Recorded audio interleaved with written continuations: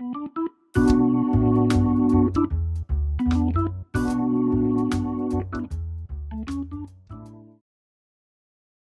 sadly, UNHCR has just put out its 2017 statistics, which show that the number of displaced persons forcibly displaced from their homes now is over 68 million. And that's a huge number. That's like the size of France, the population of France.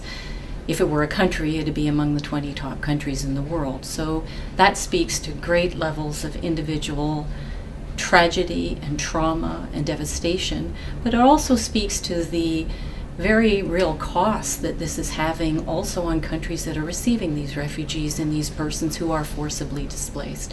2/3 of the forcibly displaced in the world are in low and middle income countries. And these are countries that have great difficulty in being able to provide for their own. So in addition to those challenges, now they have added ones on top of that. I think it's incredibly important. What we have to remember is that refugees and other persons who are forcibly displaced, they're not just victims. People who come with skills, who've had careers, who have leveraged huge opportunities in their own countries, but for a variety of reasons they're forced to flee. That means that when they go to a new place, they have this potential that they need to exercise, but often what keeps them from exercising that is the lack of financial means to get started, to start a new business, to finance an endeavor, to have insurance against an economic shock that could devastate themselves or their family or the broader community in which they're supporting. So this financial means to them is a lifeline. It's a lifeline to a future, and it's a lifeline to a more prosperous community, not just for themselves, but will have ripple effects to others in the communities. This new program will be implemented in 9 countries in sub-Saharan Africa. We chose these countries because of the size of the population of refugees and internally displaced, as well as the expertise of UNCDF on the ground. We will be working in 3 work streams. One with the beneficiaries in terms of capacity building them on their knowledge and use of financial services. Second, at the service provider level, meaning banks, microfinance institutions, SACCOs, as well as mobile network operators, remittance service providers, and others.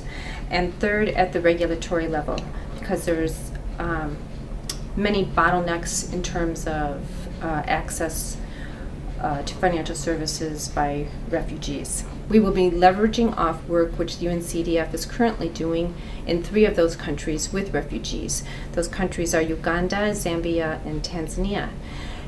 In Uganda and Zambia, we're working with mobile network operators and banks to digitize cash-based interventions, which are transfers to refugees to allow them to meet their basic needs. And in Zambia, for example, we have piloted this digitization process, and it has decreased the amount of time for a refugee to receive their cash transfer from 51 days down to 29 days. And it's cost-effective, efficient, and transparent for all parties involved. In Tanzania, on the other hand, where there are no longer cash-based transfers, we're working first and foremost with the refugees themselves to form informal savings groups where they save and lend among each other, and teaching them financial education and digital literacy so that in 1 to 2 years we can then link those groups to formal financial service providers. Today, the number of refugees is the largest it's ever been in the history of mankind, and UNHCR realizes that it needs to partner with sister agencies and the private sector in order to address this growing situation. So UNCDF, with its innovative digital solutions, has stepped up to the plate to design a program specifically for the financial needs of refugees. And we appreciate your support on this World Refugee Day.